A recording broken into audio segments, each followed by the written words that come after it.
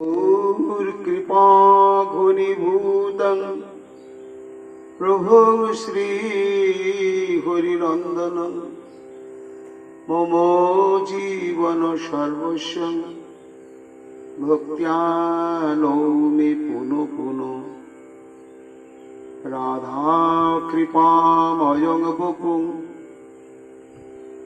श्री गुरुदिनतारकं प्रभु श्री गौरगोपालं भक्त्या नौमि पुनः पुनः अजानुलंबित भुजो कनकावदातो संकीर्तनैकपितरो कमलायताक्षो विश्वाम्भरो द्विजवरो जुगधर्म पालो वंदे जगत प्रियकरो करुणायवतारो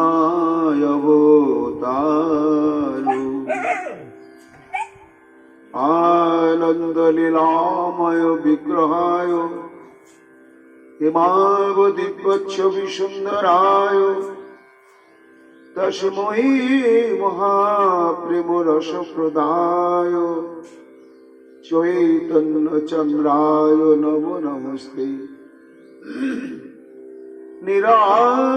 निरानंदमिदं सर्वं प्रेमानंदस्पदे कृतं जेनो तं शततं वन्दे नित्यानंद जगद्गुरुं श्रीअद्वैत नमस्तुभ्यं कलि जनकृपानिधे गौरी प्रेम प्रदानाय श्री सीतापतये नमो लादिनी स्वरूपाय गौरांग सुहृदाय च भक्त शक्ति प्रदानाय गदाधर नमस्तुते प्रणमामि श्रीवासं तमातं पंडितं मुदा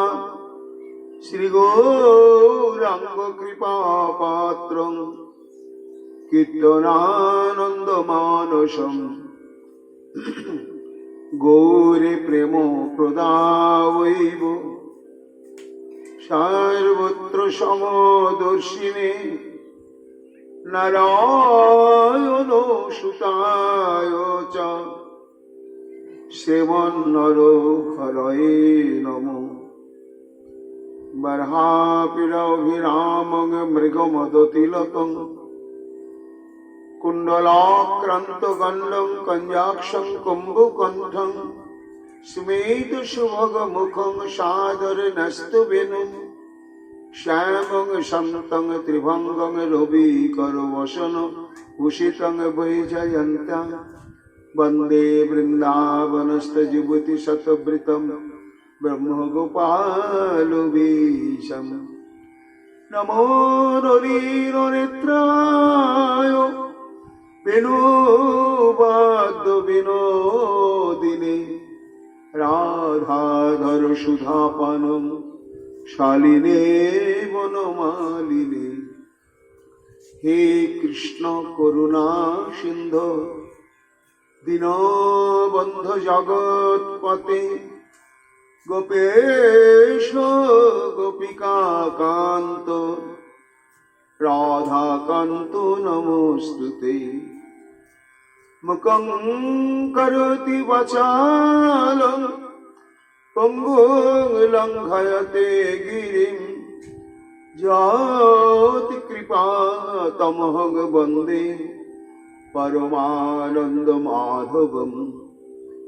तप्तो काञ्चन गौरांगी राधे वृंदावनेश्वरी वृषभानु सुते देवी तं नमामि हरिप्रिये महाभावस्वरूपातं कृष्ण प्रिया बुरीयसी प्रेमी भक्ति प्रदे देवी राधिका तं नमाम्यहम् वन्दे नन्दव्रजस्त्रीणाम् अधोरेणो अभिघ्नश यशाद् हरि कथद्गीतम् पुनाति भुवनत्रयम् आचतुर्वदन ब्रह्मा दिवाहुरपरो हरि अभालोचन शम्भु भगवान् बदरायणि यं प्रभयन्तमनुपेतमपेतकृत्यं द्वैपायन विरह कातर अजुहाव पुत्रिति तन्मया तया तरवयोभिनेदुस्तं सर्वभूत हृदय मुनिमानतस्मै तमादिदेवं करुणानिधानं तमालवदनं सीतावतारम् अपारो संसार समुद्र सेतुं भजामहे श्रीभागवत स्वरूपम् वंशाकल्पतरुभ्यश्च कृपा सिन्धुभ्येव च पतितानां पावनेभ्यो वैष्णवेभ्यो नमो नमो।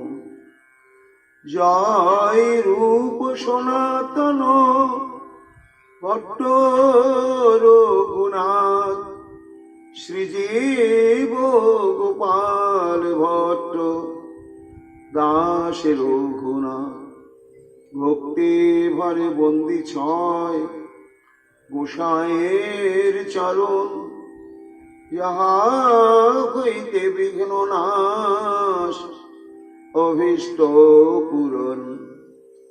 जय गौरी भक्तवृंद गौर जाদের प्राण सबे मिले देह मोरे निताय गौर भक्ति दान निताय गौर हरि बोल निताय गौर हरि बोल निताय गौर हरि बोल जय जय निताय गौर हरि हरि बोल। भजम गौरांग चरण भज भजम गौरांग चरण বলি মন তুমি ভজ ভজ অতিথি পাবন আমার গৌর চরণ মন তুমি ভজ ভজ কপটতা পরিহরি গুরুদেবের আনুগত্যে কপটতা পরিহরি মনে একবার ভজ ভজ ভজ মন গৌরাঙ্গ চরণ না ভজিয়া বইনু দুঃখে ডুবি গৃহ বিষকূপে আনা ভজিয়া মইনু দুঃখে ডুবি গৃহ বিষকূপে দগ্ধ কইল এ পাঁচ পরাণ দগ্ধ কইল এ পাঁচ পরাণ কত সুখের লাগি বিষয় বুঝলাম বিষয়কে অমৃত চেনে সুখের লাগি বিষয় বুঝলাম, দগ্ধ কইল এ পাচ পরাণ। তাপত্রয় বিষানলে অগর্নিশি হিয়া জলে। আর তাপত্রয় বিষানলে অহর্নিশি হিয়া জলে। দেহ সদা হয় অচেতন, দিবানিশি আমার চলে গেল গো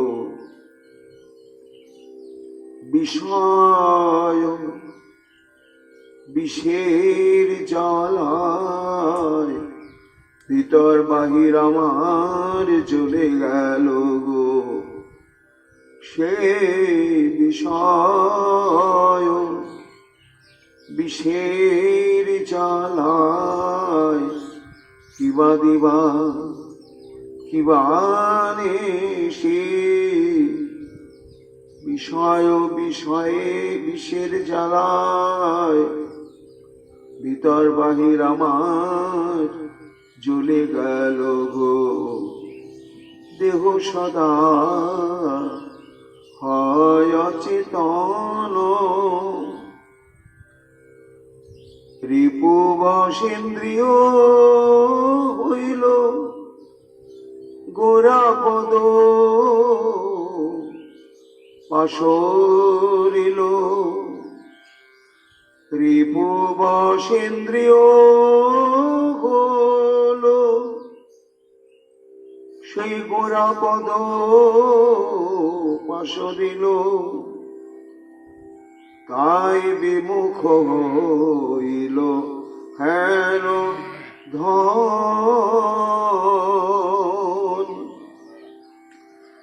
আর বিমুখ হইল হেন ধন।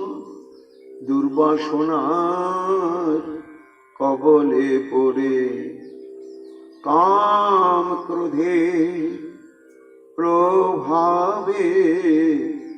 দুর্বাসনার কবলে পড়ে ওই কাম ক্রোধে প্রভাবে। আমি যোগের ঠাকুর গৌর চিনিলাম না গো কাম ক্রোধের প্রভাবে। দুর্বাসনার কবলে পড়ে বিমুখ হইল হেন ধন ধন। হেন গৌর দয়াময়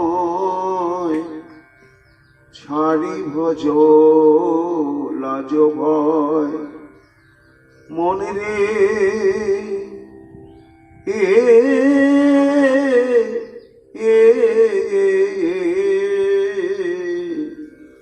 হেন গৌর দয়াময় ছাড়ি ভজ লাজ ভয়। কায় মনে রহরে শরণ। এই কলিযুগে জনমিয়ে ভজ ভজ গৌর চরণ। কলিযুগে জনমিয়ে ভজ ভজ আমার গৌর চরণ। এ যুগের আরাধ্য শিরোমণি ভজ ভজ গৌরাঙ্গ চরণ। কলিযুগে জনমিয়ে কায় মনে লহরে শরণ। মনে একবার শরণ লাও। সকল দ্বন্দ্ব দ্বিধা ত্যাগ করে মনে তুমি একবার শরণ লও হে। দ্বন্দ্ব দ্বিধা ত্যাগ করে আমার সেই গৌর চরণ, দ্বন্দ্ব দ্বিধা ত্যাগ করে মন একবার শরণ লও হে। কায় মনে লহরে শরণ, আমার দুর্মতি ছিল তারে গোড়ায় উদ্ধারিল। আমার দুর্মতি ছিল তারে গোড়ায় উদ্ধারিল। ও যে পতিত পাবন গৌরী আমার, পতিতি উদ্ধারিতে এসেছে। পতিত পাবন গৌর আমার, তারা হইল পতিত পাবন। গোরাদিজ নটরাজে বাঁধরি হৃদয় মাঝে, আর গোরাদিজ নটরাজে বাঁধরি হৃদয় মাঝে। কি করিবে সংসার সমন, কি করিবে সংসার সমন। নরোত্তম দাসে কয় গোরা সম কেহ নয়। নরোত্তম দাসে কয় আমার গোরা সম কেহ নয়। না ভজিতে না ভজিতে দেয় প্রেম ধন। বলি ভজন সাধন করিতে হয় না, একবার প্রাণ ভরে হরি বলিলে আর ভজন সাধন করিতে হয় না। অকপটে হরিনাম করিলে প্রেমে ভক্তি অনায়াসে মিলে। আমার শ্রী গৌরাঙ্গের কৃপা মহিমায় প্রেমে ভক্তি অনায়াসে মিলে। ভজন সাধন কিছুই করিতে হয় না, না ভজিতে দেয় প্রেম ধন। নরোত্তম দাসে কয় গোরা সম কেহ নয়, না ভজিতে দেয় প্রেম ধন। জয় মহাপ্রভু, জয় সচিনন্দন, জয় নরহরি প্রাণ। এত বলি হাসে প্রভু সেবকের শনে, প্রভুর মায়ায় কেহ প্রভুরে না চিনে। কলিযুগ পাবন অবতার প্রেম পুরুষোত্তম ভগবান শ্রী চৈতন্য মহাপ্রভু অশেষ বিশেষ কৃপা ভাজন কৃষ্ণ দ্বৈপায়ন বেদব্যাস অবতার পরম পূজ্যপাদ শ্রী বৃন্দাবন দাস ঠাকুর তার শ্রী শ্রী চৈতন্য ভাগবত গ্রন্থেতে আদিখণ্ডী অষ্টম অধ্যায়ে মহাপ্রভুর এই বিদ্যা বৈদগ্ধ্যের যে অধ্যত্তময় বিলাস, সেই বিলাসটি কৃষ্ণ ভক্তের কাছে কাম্য ছিল না। তারা চাইছিলেন এমন রূপ, এমন বিদ্যাবত্তা, এমন মেধা, এমন সাংগঠনিক শক্তি, এ যদি কৃষ্ণ ভক্তি প্রচারে উৎসর্গীকৃত হতো তাহলে জগতের অশেষ কল্যাণ সাধন হতো। এটি যেন তদানীন্তন সংখ্যায় অতি অল্প হলেও নবদ্বীপের বৈষ্ণবগণের মনের মধ্যে সর্বক্ষণ এই ভাবনা, এই চিন্তায় অনুরণিত হতো। নিরপেক্ষভাবে তারা মহাপ্রভুর সান্নিধ্যে কিংবা একান্তেও অভীষ্টদেব শ্রী গোবিন্দের চরণে প্রার্থনা জানাতেন যেন ওই নিমাই পণ্ডিত বৈষ্ণব জগতের একজন শিরোমণিতে পরিণত হন। মহাপ্রভু সেটি অনুভব করে আমরা গতকাল শ্রবণ করেছি। প্রভু বৈষ্ণবদের আশ্বস্ত করে বললেন,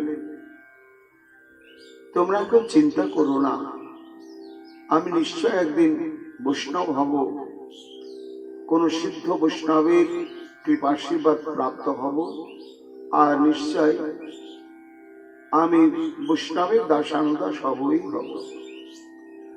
এই ইচ্ছা প্রকাশ করে মহাপ্রভু চললেন নিজ গৃহে হাসতে হাসতে। বৃন্দাবন দাস ঠাকুর বলছেন, প্রভুর মায়ায় কেহ প্রভুরে না চেনে। অর্থাৎ এই বৈষ্ণবগণের অন্তরে শ্রীমন মহাপ্রভুকে নিয়ে যে ভাবনা, সেটা ঠিকই, কিন্তু তারা যদি কখনো সম্যকভাবে জানতে পারতেন যে কার মধ্যে শ্রীকৃষ্ণ ভক্তির সঞ্চার অনুভব করতে চাইছেন তারা, তিনি তো সেই স্বয়ং যদ্বৈতং ব্রহ্ম উপনিষদি তদবিশ্বতনুভা য আত্মান্তর্যামী পুরুষ অংশ বিভব ষড়ৈশ্বর্য পূর্ণ য ভগবান স্বয়ময় ন চৈতন্যাৎ কৃষ্ণাৎ জগতি পরতত্ত্বং পরমিহ। সমগ্র ব্রহ্মবাদীগণ যাকে জ্যোতিস্বরূপ পরম ব্রহ্মের আরাধনা করেন, সেই জ্যোতিস্বরূপ পরম ব্রহ্ম যার অঙ্গজ্যোতি এবং জগতের সমস্ত যোগ পন্থা অবলম্বনকারী যোগীবৃন্দ যে পরমাত্মার সঙ্গে স্বীয় আত্মার মিলন ঘটিয়ে তারা কর্মবন্ধন থেকে মুক্ত হতে সর্বক্ষণ সাধন ভজনে তারা ব্যস্ত, সেই যোগীগণের যিনি পরমাত্মা, তিনি এর অংশ। তাহলে ইনি কে? না, ইনি হচ্ছেন পরতত্ত্ব। ন চৈতন্যাৎ কৃষ্ণাৎ জগতি পরতত্ত্বং পরমিহ। এই কৃষ্ণ চৈতন্য মহাপ্রভু ছাড়া জগতে আর কোনো পরতত্ত্ব নেই। এই যে তার প্রকৃষ্ট তত্ত্ব, এটি বৈষ্ণবগণ কখনো তো অনুভব করতে পারেননি। তাই তারা কামনা করে চলেছেন যেন তার মধ্যে কৃষ্ণ ভক্তির সঞ্চার হয়। এই মতো ঠাকুর সবার চিত্ত হরে, হেন নাহি যে জনে অপেক্ষা নাহি করে।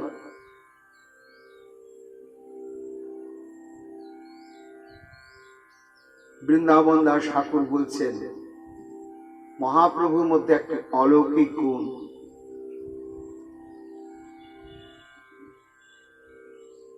কার সঙ্গে কথা বললে, কারো দিকে তাকালে বা কেউ তাকে তাকালে, তখন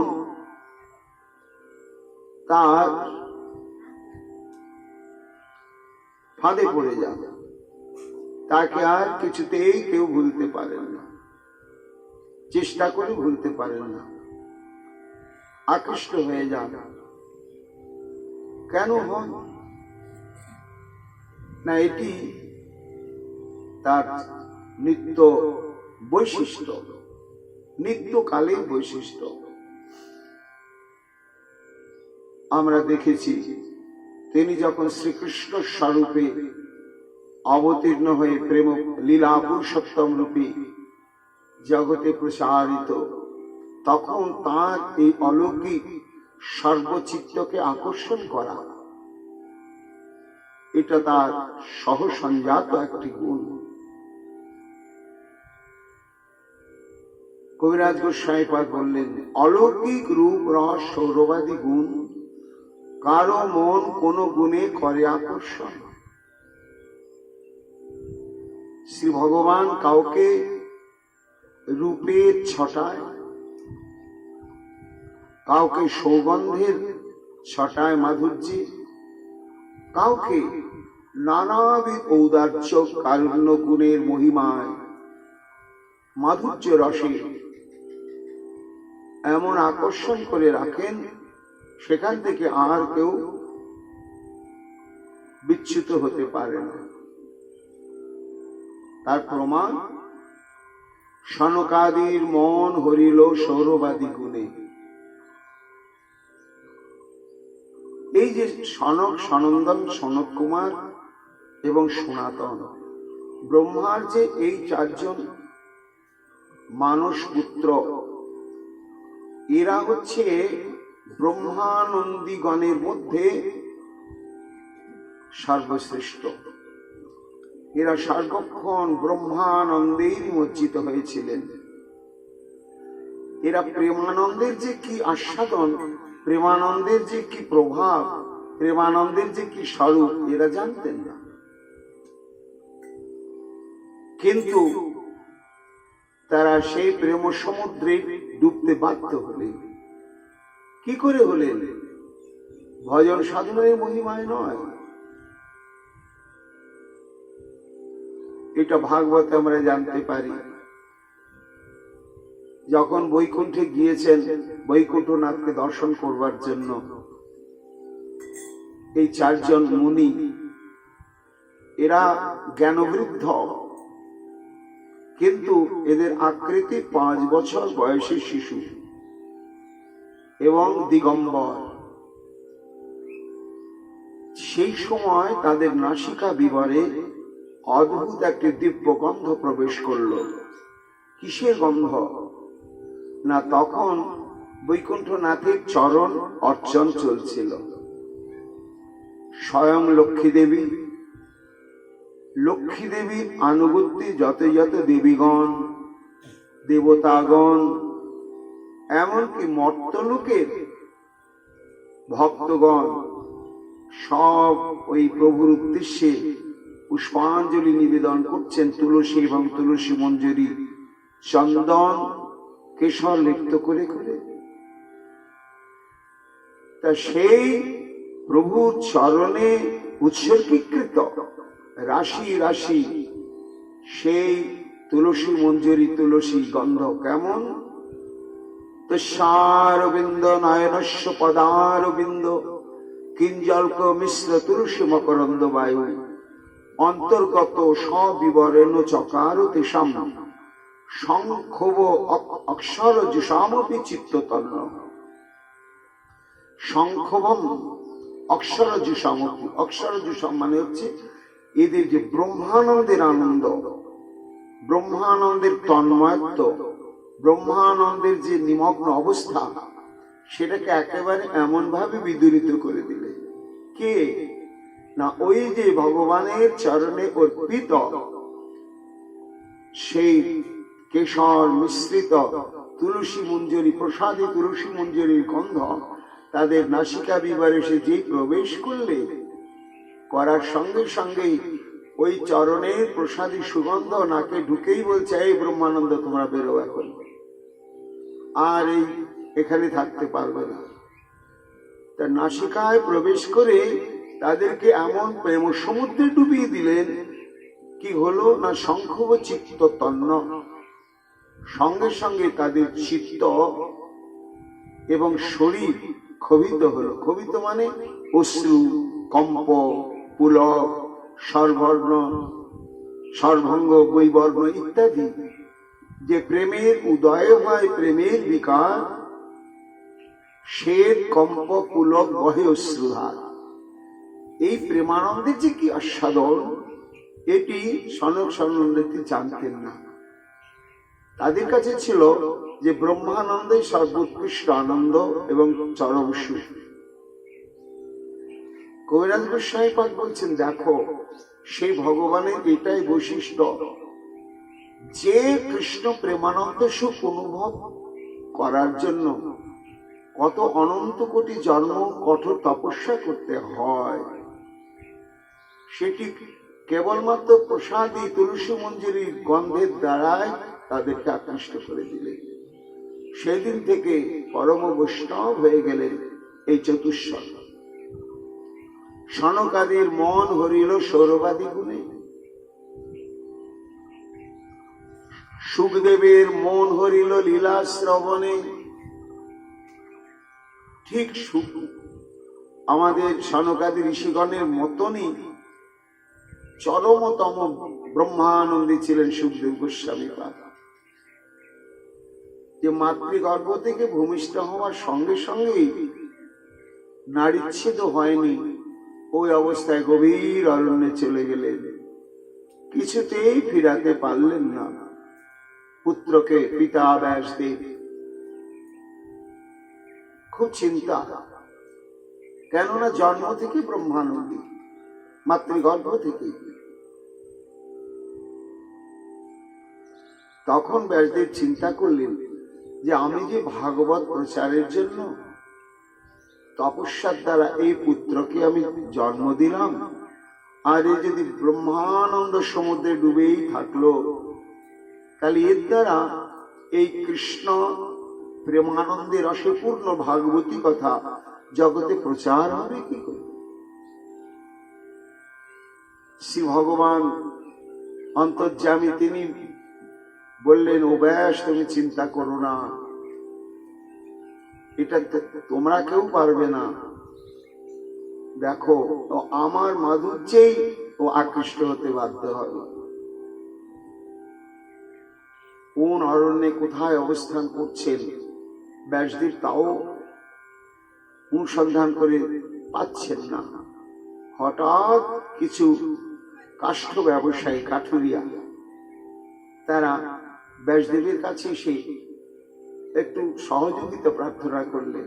ঠাকুর মশাই, আমরা অরণ্যে তো সব মূল্যবান কাষ্ঠ সংগ্রহ করতে যাই, তো করতে করতে এমন একটা বনে আমরা পৌঁছেছি, কিন্তু ভয়ে সেই বনে আমরা কোনো কাঠ সংগ্রহ করতে পারছি না। জটা বলকলধারী, একেবারে উলঙ্গ, শ্যাম বর্ণ, হ্যাঁ মানুষই বলে, কিন্তু সে সর্বক্ষণ কেমন যেন গর্জন করে আর ওইখানে বসে আছে। ওকে দেখলেই আমাদের ভয় হয়। কে ওটি? কোন ভূত প্রেত না ব্রহ্মদত্ত? ব্যাসমণি ভাবলেন, এই তো আমার সেই পুত্র। তাহলে একে ফিরানো যাবে কি করে? ওই একটি উপায়, যে গোবিন্দ নিজের মাধুর্যে নিজে বিমোহিত হয়ে যায়, সেই মাধুর্যের দ্বারাই জগৎকে আকর্ষণ করতে হবে, উপায় নেই। শোনো, তোমাদের কোনো চিন্তা নেই, আমি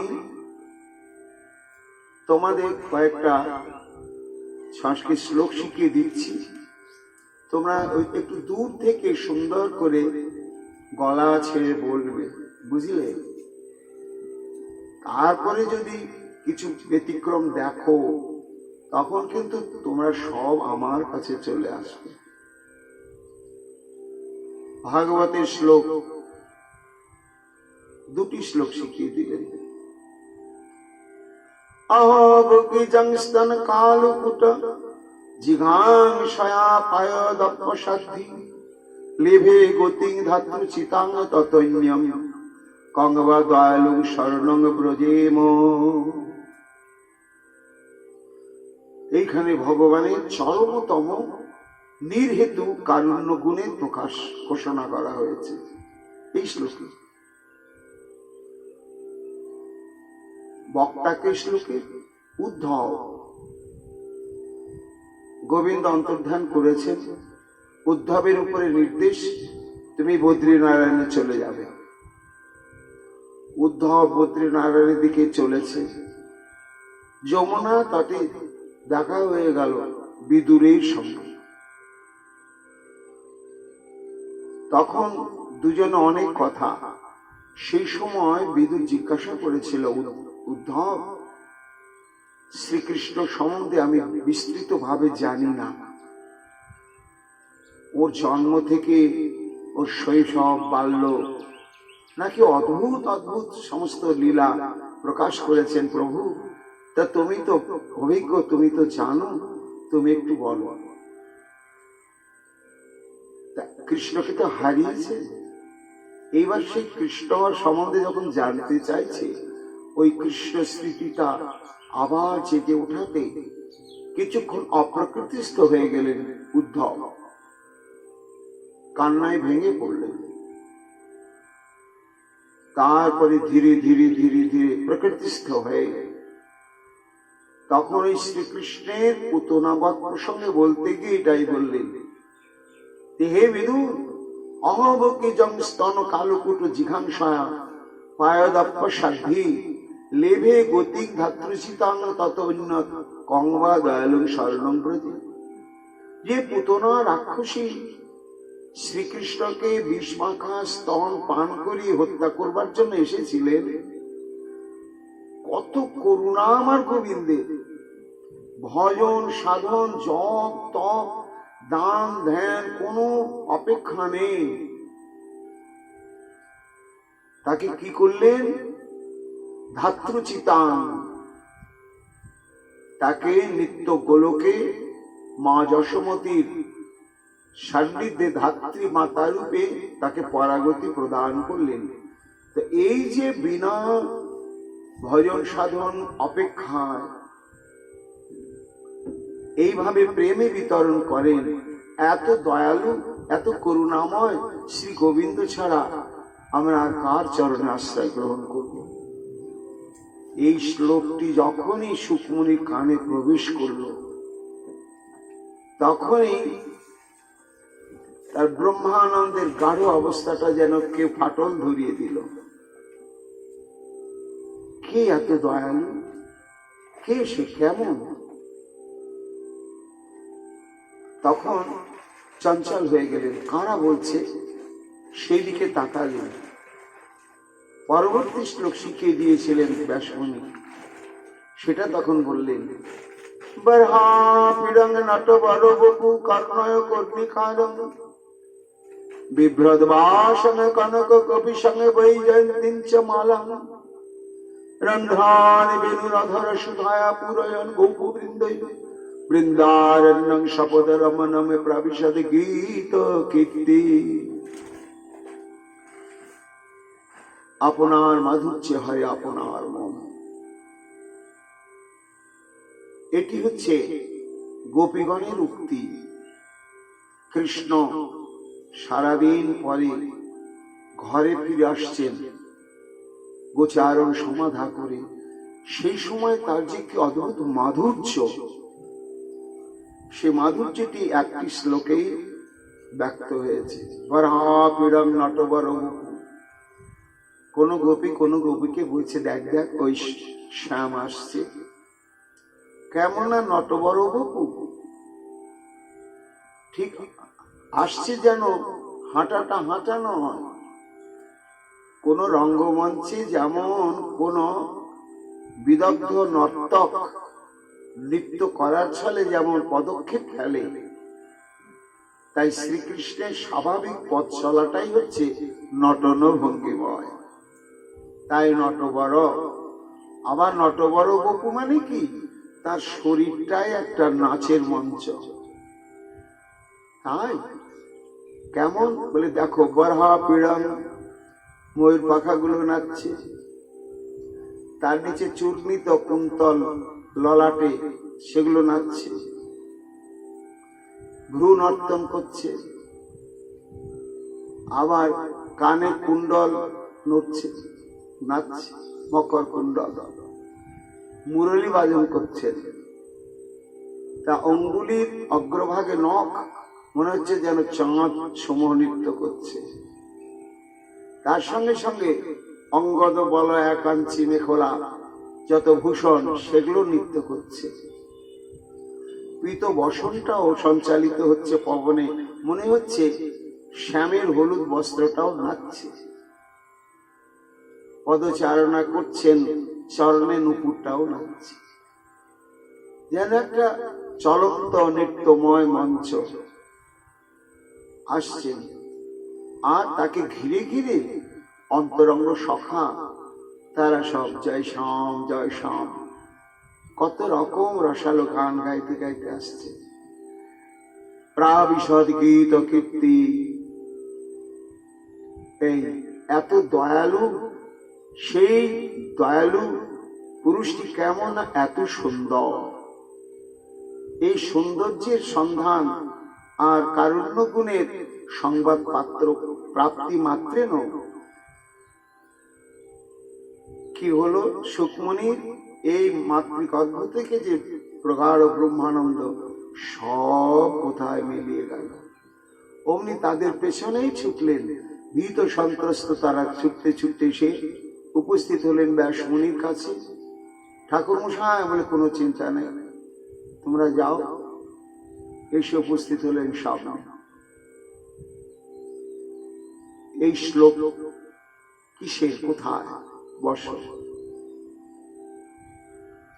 আকৃষ্ট হয়ে গেলেন কৃষ্ণ মাধুর্যে, কৃষ্ণের কারুণ্য গুণে।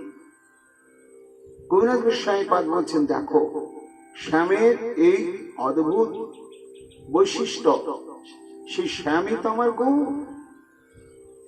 তাহলে তার প্রতি সবার চিত্ত কেন আকৃষ্ট হবে না? তিনি যে কৃষ্ণ মাধুর্যে আকৃষ্ট হলেন, সুকমণি নিজেই কথা খুলে বলেছেন পরীক্ষিত মহারাজের কাছে। পরিনিষ্ঠিত নৈর্গুণ্যে উত্তম শ্লোক লীলয়া গৃহীত চেতা রাজস্বে আখ্যানম অধীতবান। হে মহারাজ পরীক্ষিত, এই ভাগবত আমার পিতা ব্যাসমণির কাছে আমি অধ্যয়ন করেছি। কেন না, ওই গোবিন্দের কারুণ্য গুণের কথা আর তার অপরূপ রূপমাধুর্যের কথা শ্রবণ করে আমি আকৃষ্ট হয়ে পড়েছিলাম, আর নিজেকে সেখান থেকে সরিয়ে নিয়ে যেতে পারিনি ব্রহ্মানন্দে ফিরে, যার জন্য আমি বাধ্য হয়েছিলাম এই ভাগবত অনুশীলন করতে। সর্বচিত্ত আকর্ষণকারী আমার শ্রী গোবিন্দ আর সেই গৌর। শ্রী অঙ্গ রূপে হরে গোপিকার মন, গোপিকা বৃন্দকে বিমুগ্ধ করলেন শ্রী গোবিন্দ নিজের রূপে। মহারাজ লীলা বাঁশি বাজিয়েছেন, এবং আজকের বাঁশি বাজার মধ্যে বৈশিষ্ট্য জগৌ কলম বামদি সাং মনোহরাম। আমাদের গোবিন্দ দাস পদকবি বলছেন, মুরলিক কল কলম। আজকে বাঁশি কল, এই শব্দকে আশ্রয় করে ধ্বনিত হয়েছে। জগৌ কল বামদৃশা, কেন কলর মধ্যে কি আছে? খোয়াল। টিকাকারগণ বলছেন, কল দীর্ঘইকার চন্দ্রের গ্রহণে কাম বীজ সমুৎপন্ন কহে বিজ্ঞজনে। আজকে কাম বীজ সম্পুটিত হয়ে মুরলী ধ্বনিত হয়েছে। কে না আকৃষ্ট হয়েছেন? বামা স্বভাবতী নায়িকা বৃন্দ, দক্ষিণা স্বভাবতী নায়িকা বৃন্দ কেউ বাকি নেই, সবাই সমাগত হয়েছেন। কিন্তু গোবিন্দ আমার বললেন তোমরা ভালো করো। হঠাৎ করে এত রাত্রি সব সতী সাধ্যী রমণী আমার কাছে এসেছো কেন? তো যারা দক্ষিণা নায়িকা তারা তো কাঁদতে লাগলে, আর যারা বামা নায়িকা তারা তো আর কাঁদবে কি? বলে আমরা সাধে এসেছি না, তুমি ডেকেছো তো বলে। আমরা কোন ছাড়, শোনো বাকাশাম বিশালকাবৃতমুখং তব কুণ্ডলশ্রী গণ্ডস্থলাধর সুদং হসিতাবলোকম দত্তাভয়ঞ্চ ভুজদণ্ড যুগং বিলক্ষ্য বক্ষশ্রীক রমণঞ্চ ভবামোদাস্য। তুমি আমাদেরকে তো জাদু করে ফেলেছ, আমাদের তো তুমি আগে অধিকার করে ফেলেছ, চিত্ত মন সমস্ত সত্তা। কি করে না, এই যে তোমার বিশালকাবৃত মুখম কুণ্ডলশ্রী গণ্ডস্থলাধরং, এত সুন্দর হয় মানুষ, এত সুন্দর মুখমণ্ডল হয়।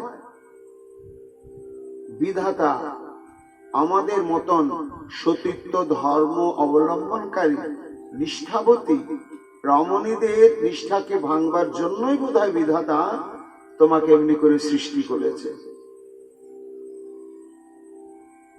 আমরা পারিনি তোমার ওই রূপে মুগ্ধ হয়ে, আর তোমার ওই অভয় প্রদ ভুজদণ্ড তার মাধুর্য শোভা দর্শন করে, আর তোমার প্রেমের অনন্ত অগাধ সমুদ্রবৎ তোমার ওই হৃদয় প্রশস্ত বক্ষস্থল দর্শন করে আমরা তোমাকে পাওয়ার আগেই তোমার দাসী রূপে নিজেদের সঁপে দিয়েছি।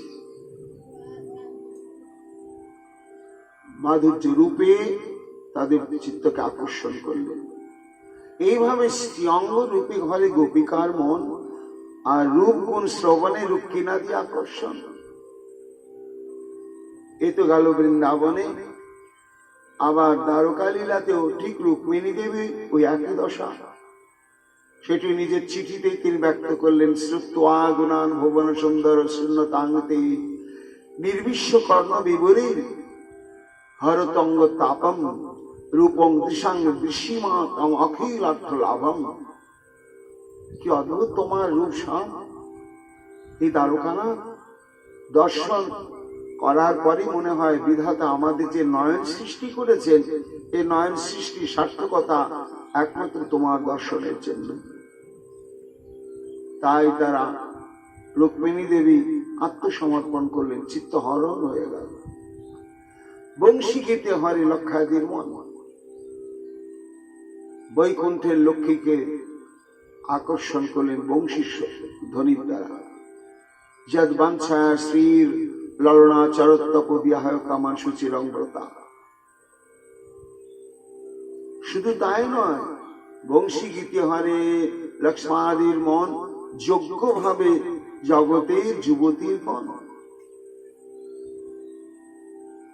অর্থাৎ দেবলোকে মর্তলোকে এবং পাতালেতে যত যত যুবতী রূপসী বৃন্দ, তাদের সবাকার চিত্তমন হরণ করেছেন আমাদের সামনে। যার জন্য গোপীরা বলতে বাধ্য হলেন, কাস্তঙ্গতে কলা পদামৃত বেণুগীত সংহিতার্য চরিতান্ন চলে ত্রিলক্ষ্যম। তুমি আমাদের দোষ দিচ্ছ। আমরা কেন এসেছি? না এসে থাকতে পারছি কই? থাকতে দিলে কই? তুমি থাকতে তো দাওনি। জগতে এমন কোন মহা মহা ধৈর্যবতী গুণবতী মহাশক্তি আছে যে তোমার ওই বংশীধ্বনি শ্রবণ করে সে স্বাভাবিক সংসার ধর্মকে আবার পালন করতে পারবে? পারে না, পারা যায় না। এটাই হচ্ছে তোমার ওই অলৌকিক বংশীধ্বনি। তাহলে রূপ, গুণ, লীলা, বংশীধ্বনি ইত্যাদির মাধ্যমেই সবার চিত্তকে শ্রী গোবিন্দ আকৃষ্ট করেন চিরকালের জন্য। আর সেই গোবিন্দই হলেন আমার গৌর সুন্দর। কাজে বস্তুর মধ্যে যে বস্তু ধর্ম সেটা তো যাবে না। গায়ের রংটা একটা চুম্বক, তাকে যদি লাল রং মাখানো হয় তো চুম্বকই থাকবে। আবার হলুদ রং যদি মাখানো হয় তো রংটা পাল্টালো, কিন্তু চুম্বকের চুম্বকত্ব তো থেকেই যাবে। তাই গৌর হয়েছ, কিন্তু সেই গুণটা তো রয়েই গেছে।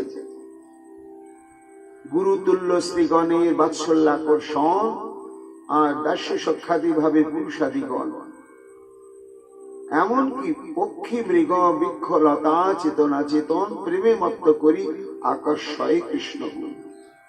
তো সেই সর্বচিত্ত আকর্ষণকারী বিমুগ্ধকারী সেই গোবিন্দই তো আজ গৌরাঙ্গ রূপে এসেছেন। কাজে তাকে দর্শন মাত্র কে স্থির থাকবে?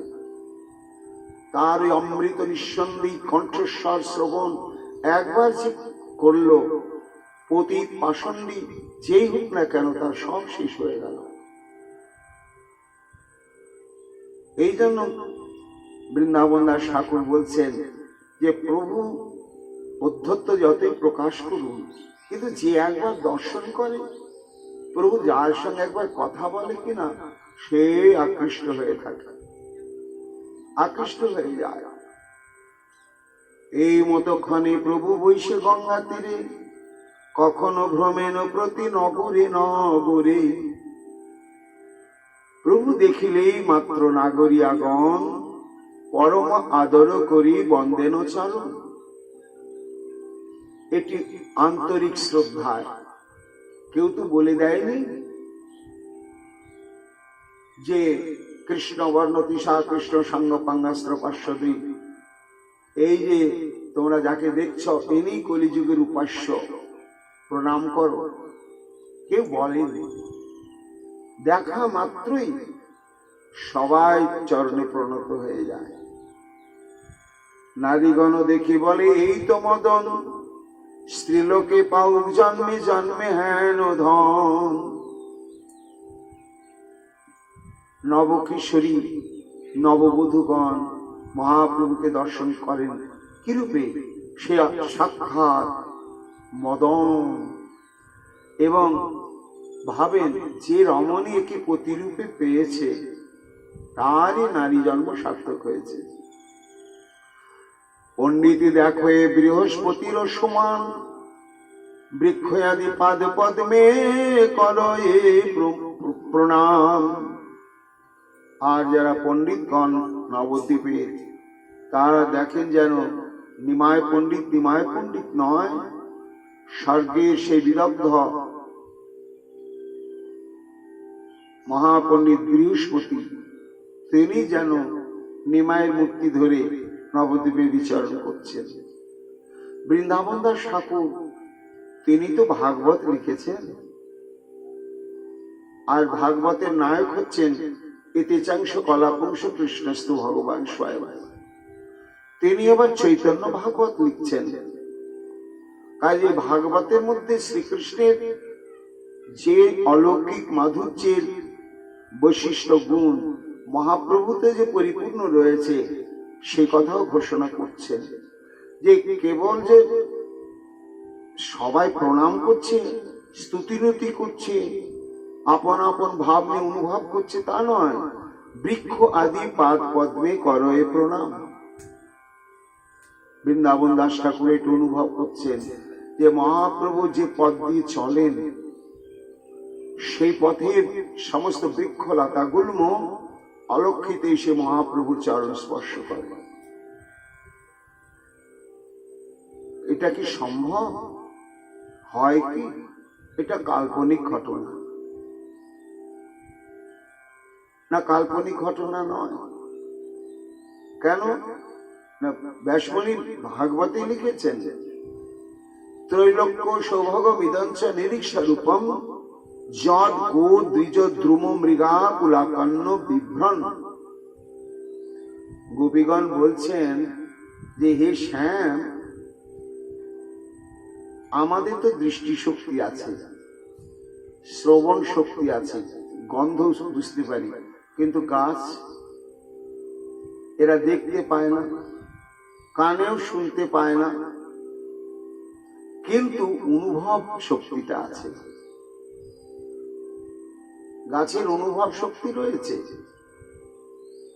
তেমনি গো মানে গোমাতা বা গোশ, এখানে সামগ্রিকভাবে যে কোনো পশু পাখি তারা যখনই গোবিন্দকে দর্শন করেন তখন তারা পুলকিত শিহরিত হয়ে যান এবং পাখিরা কলকাকলিতে কৃষ্ণের জয় গুণগান করতে শুরু করেন।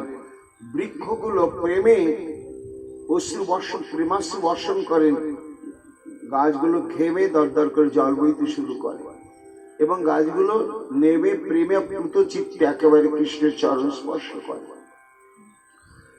তা সেই কৃষ্ণের চরণে যদি প্রেমাপ্লুত হয়ে সেই সমস্ত বৃক্ষলতা গুল্মাদি প্রণত হয়, গোপীগণ এটা বলছেন। তা সেই মহাপ্রভু যখন নবদ্বীপ অবতীর্ণ হয়েছেন তখন বৃক্ষলতা গুল্ম সেই চরণে কেন অবনত মস্তক হবে না? বৃক্ষ আদি পাদ পদ্মে করে প্রণাম।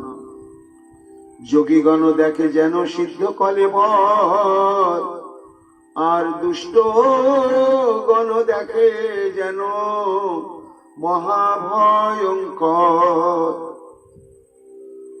ও একই পরতত্ত্ব তো, যার যেমন ভাব অনুভব সে তেমন দেখে। যোগীগণ দেখেন যেন সাক্ষাৎ কপিলদেব, আর যারা আসন্ন তারা দেখেন এক সময় এই যখন প্রভাব বিস্তার করবে তখন আমাদের অস্তিত্ব আর থাকবে না। দিবসে কেউ যারে প্রভু করেন সম্ভাস, বন্দি প্রায় হয় যেন পরে প্রেম ফাঁস। বৃন্দাবন দাস ঠাকুর বলছেন, হঠাৎ করে হয়তো কোনদিন মহাপ্রভু কাউকে একটু ডেকে একটু কথা বললেন, হয়ে গেল তার।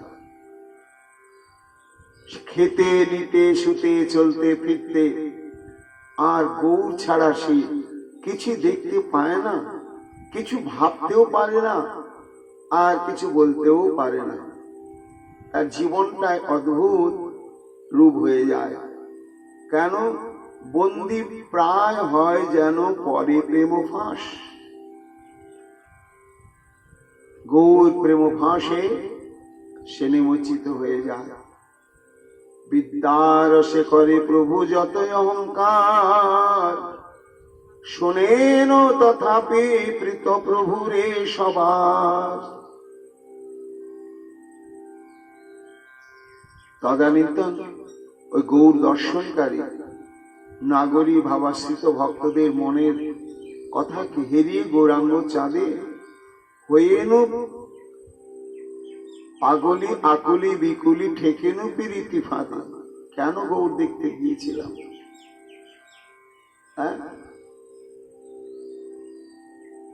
হঠাৎ করে এমন হবে কে বা তা জানে, অনুরাগে দড়ি দিয়ে মনকে ধরে টানা।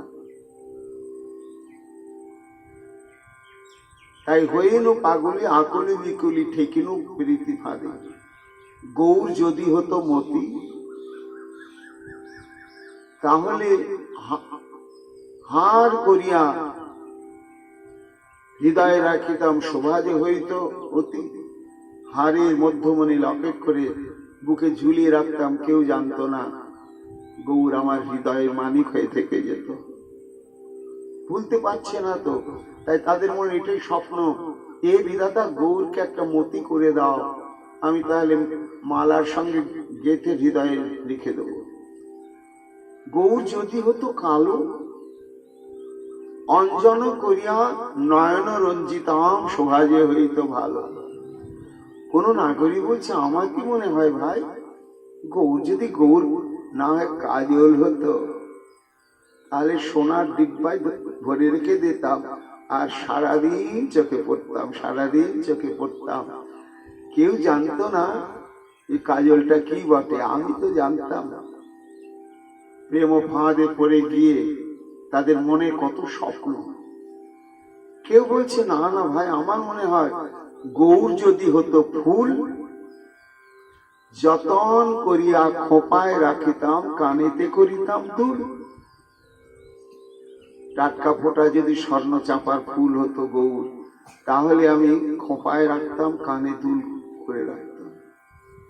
কেউ বলছে গৌর যদি হতো পাখি, যতন করিয়া পুষিতাম, তারে হৃদয় পিঞ্জরে রাখি। বলা যাচ্ছে না গৌরের কাছে, কেন না? আমি যেমন ভালোবেসে ফেলেছি, সে যদি না ভালোবাসে, কাজে সে বাসবে কি না বাসবে জানি না, আমি ভালোবেসে ফেলেছি, এর থেকে আমি আর নিষ্কৃতি পাবো না। কে বলছে গৌর যদি হতো মধু, মহাজন বলছেন ওটা বলো না, গৌর অলংকার হলে তবু তোমরা ধারণ করে ঠিক থাকতে, কিন্তু গৌর যদি মধু হতো তাহলে আর বাইরে অলংকার না, তো ভোজন করতে আর ভেতরে চলে যেত, গিলে হরিবোল হয়ে যাবে। গৌর যদি হতো মধু, জ্ঞান দাসী কহে আস্বাদন করিয়া মজিত কুলের বধূ। গৌর যদি চাক ভাঙা টাটকা মধু হতো, তাহলে তাকে পান করার পরে তোমাদের সংসার আর হতো না। গৌর গৌর বলতে বলতে তোমাদের চলে যেত। তাই দিবসেকো জারি প্রভু করেন সম্ভাস, বন্দি প্রায় হয় যেন পরে প্রেম ফাঁস। এমন ব্যথার ব্যথিত থাকে, কথা ছলে খানিক রাখে, নয়ন ভরে দেখি রূপখানি। লোচন দাস বলে কেনে, নয়ন দিলি গৌর পানে, দুকুল খেলি আপনা আপন। বিদ্যার শেখরে প্রভু যতই অহংকার, শোনেন তথা বিপরীত প্রভুরে সবার। বৃন্দাবন দাস ঠাকুর বলছেন আশ্চর্য, এই যাকে তাকে বিরক্ত করেন, তাকে জিজ্ঞাসা করে করে, এবং প্রমাণ করতে চান যে আমার চাইতে বড় পণ্ডিত আর এই নবদ্বীপে কেউ নেই।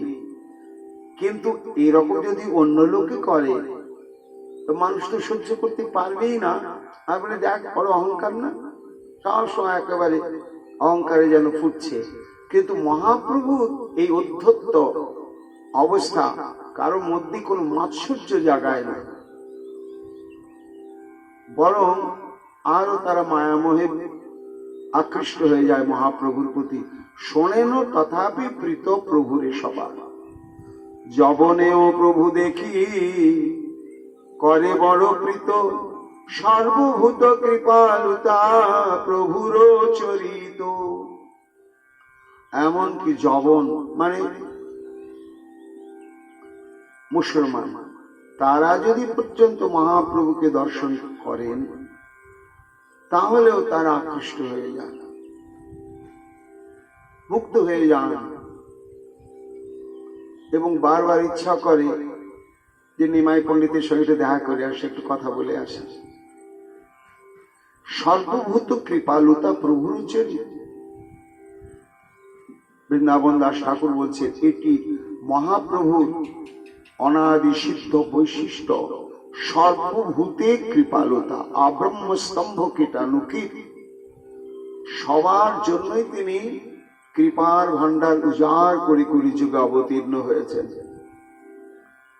এই যুগের এটাই বৈশিষ্ট্য। শ্রীকৃষ্ণ হচ্ছেন লীলা পুরুষোত্তম, সেখানে এত করুণাগুণ প্রকাশিত হয়নি। আর এই গৌরাঙ্গ অবতারে তার এই কারুণ্য গুণের সীমা নেই। বাৎসল্যে মাতৃকোটি। মহাজন বলছেন যে সর্বজীবের প্রতি তার একটা বাৎসল্য ভাব। পতিত পাষণ্ডী, পাপী তাপী, আস্তিক নাস্তিক যেই হোক না কেন, কেমন না মাতৃকোটি, মায়ের মতন। কেন? মায়ের মধ্যে কি বৈশিষ্ট্য রয়েছে? আহা, মহাপ্রভু নিজেই বলেছেন যে আমাকে তো অনেকে অনেক নাম ধরে ডাকবে, কিন্তু যদি শচীনন্দন বলে কেউ ডাকে তাহলে সে সব থেকে আমার বেশি কৃপা পাবে। কেন না, আমার সঙ্গে সঙ্গে আমার গর্ভধারিণী মায়ের নামটা সে বলল। অর্থাৎ এই শচীনন্দন বললে যেমন আমাকেও বলা হলো, আমার মাকেও বলা হলো, তো এই যে আমার মাকে একটু স্মরণ করলো, এর জন্য আমি তার প্রতি বেশি দুর্বল, তার প্রতি আমি বেশি কৃপাবান। কেন গো? না, আমি ওই শচীমা নয়, মাতৃস্নেহ নিয়েই আমি অবতীর্ণ হয়েছি, তাই শচীনন্দন বললে আমার সুখ হয়। কেন?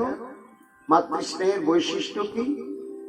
না, সন্তানের প্রতি পিতার ভালোবাসাও থাকে আর মায়ের ভালোবাসাও থাকে, কিন্তু ভালোবাসার মধ্যে একটু ভেদ থাকে, থাকে না? বাবা প্রাণ দিয়ে ছেলেকে ভালোবাসে, একটাই ছেলে, মাও ভালোবাসে, তারতম্য আছে নাকি? আছে, ব্যবহারে প্রকাশ পায়। ছেলে একটু থাপ্তু ঘাঁটতে শিখেছে, ভাঙ্গা ভাঙ্গা কথা বলতে শিখেছে, এদিক ওদিকে একটু কোথাও খেলাধুলায় মত্ত ছিল, মা এই অবসরে কাজকর্মগুলো সেরে নিয়েছে, হঠাৎ মায়ের কথা মনে পড়েছে। আপন ভোলা শিশু ওই অবস্থায় হয়তো হিসি করে ফেলেছে, একটু হেগেছে, সর্দি লেগেছে, কফ শিকনি বেরোচ্ছে, ওই অবস্থা নিয়ে বাবাকে দেখতে পেয়ে বাবা বাবা বাবা বাবা বাবা দেখছে কি একেবারে ধুলোটের রাজা, তোমাকে বাবার কিন্তু যথেষ্ট স্নেহ পুত্রের প্রতি, কিন্তু সঙ্গে সঙ্গে বুকে তুলে নিতে পারলে না। কেন? ওই যে নোংরা, গায়ে বিষ্ঠা লেগে আছে, মূত্র লেগে আছে, কফ শিগনি, ধুলো বালি কাদা। যে মায়ের কাছে গিয়েছে, আর এই দেখ এতক্ষণ পরে মনে হয়েছে, আমি ভেবেছিলাম আরো আগেই মনে হবে, যাক আমি কাজ অনেক এগিয়ে ফেলেছি, আয় আয় আয়, তাড়াতাড়ি কোলের মধ্যে তুলে নিয়ে সব কিছু ধুইয়ে মুছে, কফ শিগনি মুছে টুছে আর করে সুন্দর করে সাজিয়ে দিয়ে এখন যা তোর বাবার কাছে যা। বাবা তখন ও শোনা আমার খুব আদর করছে। তাহলে পিতৃস্নেহের একটা অপেক্ষা আছে কি না, ছেলেটা যতক্ষণ শুদ্ধ পবিত্র ধুয়ে মুছে পরিষ্কার না হবে বাবা আদর করতে পারবে না, কিন্তু মা তো সেই ধার ধারে না। কফ শিগ্নি মলমূত্র যাই থাক, মা যেমন অবিচারে নির্বিচারে কোলের মধ্যে তুলে নেয়। শচীনন্দন আমার গৌর হরি মাতৃকোটি, তিনি দেখলেন কলির জীব ওই কফ শিগ্নি মল মূত্র কাদা লাগা জীব, এরা শুদ্ধ পবিত্র হয়ে যদি আমার কাছে কখন আসে তো আমি এমনি আদর করব, কোলে নেব না। যতই পাপী তাপী অপরাধ থাকুক, কুসংস্কার থাকুক, প্রারব্ধ কর্মফল থাকুক, যাই থাকুক, একবার যদি কেউ হরিবোল বলে, আমি ঠিক মায়ের স্নেহ দিয়ে তাকে বুকের উপরে তুলে নিয়ে আমি তাকে পরিচ্ছন্ন করে যোগ্য করে তুলব। এই জন্য সর্বভূত কৃপালুতা প্রভুর চরিত,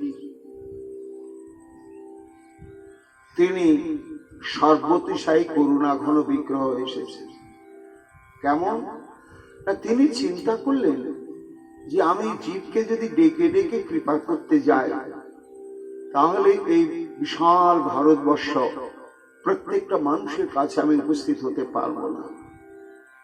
তাহলে আমাকে এমন রূপ, এমন ভাব, এমন বৈশিষ্ট্য, এমন গুণ নিয়ে অবতীর্ণ হতে হবে যে মানুষ যে কোনো প্রকারেই আমার সঙ্গে সম্বন্ধ যুক্ত হওয়ার সঙ্গে সঙ্গে বিনা ভজন সাধন ব্যতিরেকে অকৈতব প্রেম সম্পদ প্রাপ্ত হয়ে যাবে।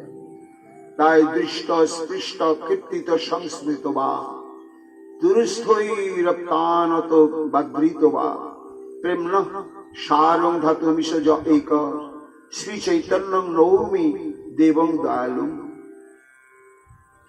বলছেন প্রবোধানন্দ সরস্বতী। দৃষ্ট, যে মহাপ্রভুকে দেখলো সে পাপী তাপী পাষণ্ডী ম্লেচ্ছ জবন যেই হোক না কেন, শুধু দর্শন করলো হয়ে গেল। আর ভজন সাধন ত্যাগ বৈরাগ্যের কোনো প্রয়োজন না। ওই দর্শন মাত্রেন দাতমিষ জ এক প্রেম সারম, তুমি আমাদেরকে তাকালে তো হয়ে গেল। তখনই মহাপ্রভু তাকে প্রেম প্রদান করলেন। স্পৃষ্ট, যে মহাপ্রভুর একটুখানি স্পর্শ প্রাপ্ত হলো সঙ্গে সঙ্গে। কীর্তিত, যে কখনো কোনো প্রসঙ্গে ওই নবদ্বীপের নিমাই এই নামটা উচ্চারণ করলো, সঙ্গে সঙ্গে সে প্রেম প্রাপ্ত হয়ে গেল। সংস্মৃত, মনে মনেও যদি কেউ মহাপ্রভুকে চিন্তা করলো। দুরস্থই প্রপ্তানত আদৃত বা, বহু দূর থেকেও যদি মহাপ্রভুর চরণে অন্তরে অন্তরে নমস্কার নিবেদন করলো, কিংবা গৌর ভক্তির সমাদর করলো, বিনা ভজন সাধনেই তিনি তাদেরকে প্রদান করলেন অকৈতব কৃষ্ণ প্রেম সম্পদ। এই হচ্ছে তার সর্বত্রিশায়ী করুণা। বৃন্দাবন দাস ঠাকুর বলছেন সর্বভূত কৃপালুতা প্রভুর চরিত্র। পাত্রা পাত্র বিচারণাং ন কুরুতে ন সঙ্গ পরম ভিক্ষতে, দেয়াদেয় বিমর্শক নহি ন বা কালো প্রতীক্ষ প্রভু। সদ্য শ্রবণেক্ষণ প্রণম ধ্যানাদিনা দুর্লভম, দত্তে ভক্তির সংশয় ভগবান গৌর পরম মে গতি। এই যে তার সর্বভূতের বিনা ভজন সাধনে কৃপা প্রদর্শন, সেই সম্পর্কে বলছেন যে তিনি কেমন কৃপা করলেন। পাত্রা পাত্র বিচারণ ন, যে এই কৃপার যোগ্য একে কৃপা করি, আর এই কৃপার যোগ্য নয় একে করবো না, এটা বিচার করলেন। একেবারে কলিযুগে তুমি জন্মগ্রহণ করেছো, এই না ন পরম বিশ্বতে, আপন এবং পর এটা বিচার করলেন না। এ আমাদের লোক আর এ আমাদের লোক নয়, এই বিচার করলেন না। দেয়াদেয় বিমর্শ নাহি, দেয়া উচিত কি উচিত নয় এ বিচারও করলেন না। ন বা কালো প্রতীক্ষা প্রভু, কালেরও কোনো প্রতীক্ষা করলেন না। সদ্য শ্রবণেক্ষণ প্রণম ধ্যানাদিনা দুর্লভম, যে বহু জন্মের শ্রবণ কীর্তন ইত্যাদি অনুশীলন করেও যে মহাপ্রেম সম্পদ প্রাপ্ত হওয়া যায় না, যায় কি? বহু জন্ম করে যদি শ্রবণ কীর্তন, তথাপি না পায় কৃষ্ণ পদে প্রেমধন। একমাত্র তার কৃপা ছাড়া। তাই সেই সবাইকে তিনি বিতরণ করতে এসেছেন, যার জন্য বৃন্দাবন দাস ঠাকুর বলছেন সর্বভূত কৃপালুতা প্রভুর চরিত্র। পড়ায় বৈকুণ্ঠ নাথ নবদ্বীপপুরে, মুকুন্দ সঞ্জয় ভাগ্যবন্তের মন্দিরে। মহাপ্রভু এখন নিজেই টোল খুলেছেন, নিজের বাড়িতে নয়। মুকুন্দ এবং সঞ্জয় দু ভাই, তাদের একটা বিরাট চণ্ডী মণ্ডপ আছে, নাট মন্দিরের মতন আর কি। সেখানে অনেক সমস্ত পড়ুয়া একত্রিত হতে পারে। সেইখানে মহাপ্রভু টোল খুলেছেন। পক্ষ প্রতিপক্ষ সূত্র খণ্ডন স্থাপন, বাখানে অশেষ রূপে শিশুচিনন্দন। গোষ্ঠী সহ মুকুন্দ সঞ্জয় ভাগ্যবান, ভাষায় আনন্দে মর্ম না জানয় আন। বৃন্দাবন দাস ঠাকুর বলছেন যে মুকুন্দ এবং সঞ্জয় দু ভাই, তাদের দিয়ে মহাপ্রভু যে টোল খুলেছেন, এটা তারা নিজেরাই অনুভব করছে যে আমরা কত কোটি কোটি জন্ম জন্মান্তর কোন সাধুগুরু বৈষ্ণবের সেবা করেছিলাম, কোন মহতের কৃপা দৃষ্টি প্রাপ্ত হয়েছিলাম, কিংবা কোন যুগে স্বয়ং ভগবানের কোন অনুকম্পা প্রাপ্ত হয়েছিলাম। তার জন্য এই বিশাল নবদ্বীপে লক্ষ কোটি কোটি যোগ্য ব্যক্তি থাকতেও আমার সচিনন্দন আমাদের গৃহে তারই বিদ্যালয় খুলেছেন, টোল খুলেছেন। এই জন্য নিজেদের খুব ভাগ্যবান মনে করতেন আর আনন্দ সমুদ্রে ভাসতেন। প্রত্যেক দিনই দুবেলা মহাপ্রভুর সান্নিধ্য প্রাপ্তি, যথাসাধ্য সেবা, তার মুখনিশ্চিত বাণী শ্রবণ, এটাই তাদের বিরাট প্রাপ্তি। বিদ্যা জয় করিয়া ঠাকুর যায় ঘরে, বিদ্যার আসে বৈকুণ্ঠের নায়ক বিহরে। এইভাবেই চলছিল। চলতে চলতে বৃন্দাবন দাস ঠাকুর বললেন, হঠাৎ একটি অদ্ভুত ঘটনা ঘটল। ওই যে মহাপ্রভু বলেছেন যে একদিন আমি বৈষ্ণব হব, এখন কবে হবেন কিভাবে হবেন সেটা তো অজ্ঞাত, কিন্তু তার পূর্ব আভাস একটা প্রকাশ পেল। কিভাবে সেটাই বলছেন এখানে। একদিন বায়ুদেহ মান্দ করি ছল, প্রকাশেন প্রেম ভক্তি বিকার সকল। এইভাবে চলতে চলতে হঠাৎ মহাপ্রভু ঘরে এসেছেন। লক্ষ্মীপ্রিয়া ঠাকুরানী আছেন, সচিমা আছেন। অসংলগ্ন প্রলাপ বলতে শুরু করলেন, যা কোনোদিন দেখা যায় না। সচিমা চিন্তিত হলেন, নিমাই এত কথা বলে না তো কখনো, এবং কথাগুলো বলছে অসংলগ্ন। দু চারজনকে ডাকলেন, তারা এসে সেটি অনুভব করছেন। সঙ্গে সঙ্গে কতগুলো বিকার প্রকাশ পেল। বৃন্দাবন দাস ঠাকুর বলছেন, একদিন বায়ু দেহ মান্দ করি ছল। মহাপ্রভুর এটা ছলনা। কি ছলনা? না বায়ুরোগ। বায়ুরোগ হয়েছে মহাপ্রভুর। সে বায়ুরোগ আক্রান্ত হলে মানুষ যেমন যেমন লক্ষণ প্রকাশ করে ঠিক তেমনি, কিন্তু সত্যি সত্যি কি বায়ুরোগ? দুটি কথা বললেন, ছল। এটা মহাপ্রভুর একটা ছলনা। তাহলে বায়ু রোগের মধ্যে দিয়ে কি প্রকাশ করলেন তিনি? প্রকাশেন প্রেম ভক্তি বিকার সকল। বায়ু রোগাক্রান্ত ব্যক্তি যেমন করে, হঠাৎ মহাপ্রভু ঘরে ঠিক তেমনি ভাব প্রকাশ করতে লাগলেন। এর নিগুড় রহস্য বলছেন, যেটা মহাপ্রভু অনেকটা ইচ্ছা করে নয়, তিনি এটা গোপন করে রাখলেন যে আমার এই বিকারটা কিসের থেকে হলো, এটা অন্য কিছু নয়। এটা প্রকাশ না করার জন্য এটাই তার ছলনা। তাহলে বিকারটা কিসের ছিল? প্রেম ভক্তি বিকার সকল। এই প্রেম যদি কারো অন্তঃকরণে প্রবেশ করে, তখন সব প্রকাশ। ওকে আর কিছুতে চেপে রাখা যাবে না, একেবারে রাখা যাবে না।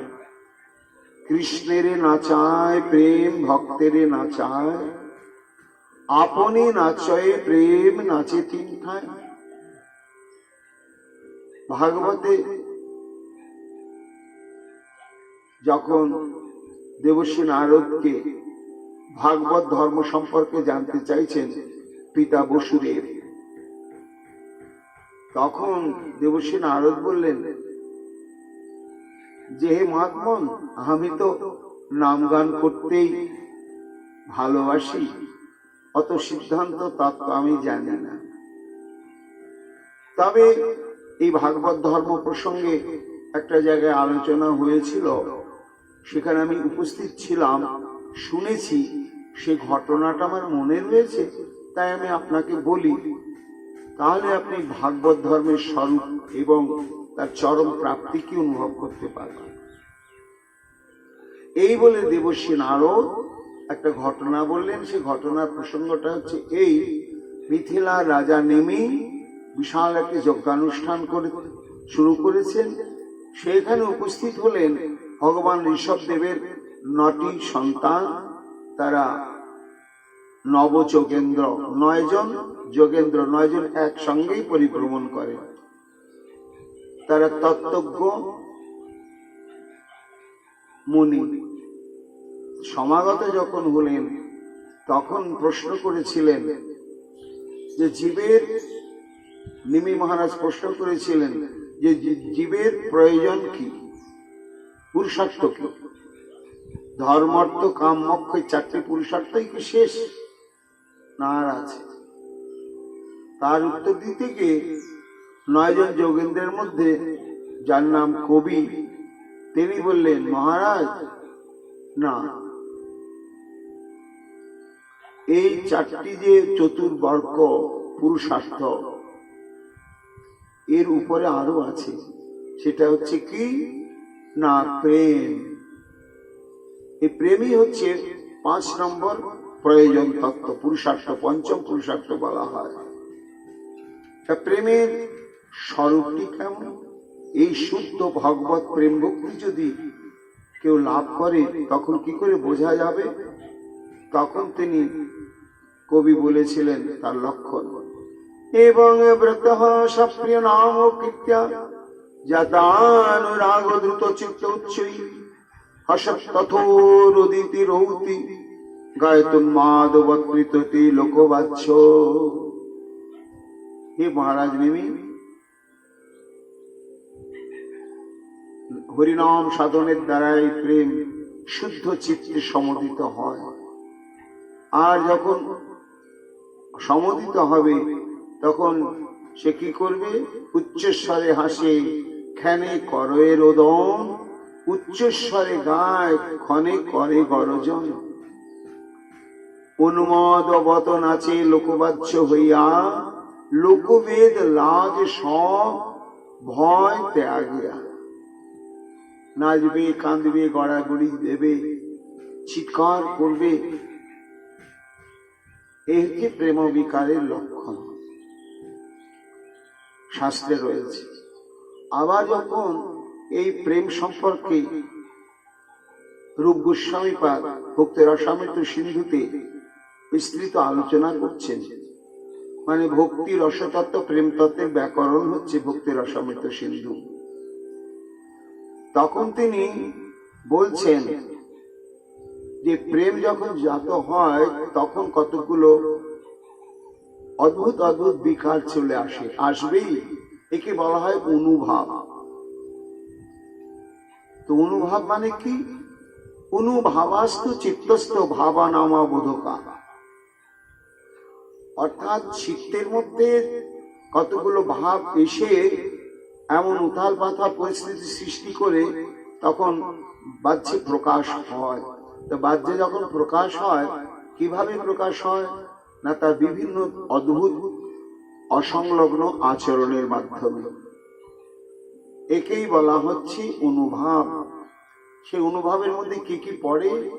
নৃত্যং বিলুঠিতং গীতং কৃষং তনুমটনম হুঙ্কার সিংহর্ণং শাসভূমা লোকানপেক্ষিতা লালাস্রাব অট্ট হাস্য ঘূর্ণা হিকাদয় উপীচ। আমরা এসব আলোচনা করছি কেন? বৃন্দাবন দাস ঠাকুর বললেন এই যে মহাপ্রভুর বায়ুরোগ ছল, সেটা আসলে প্রেমের বিকার।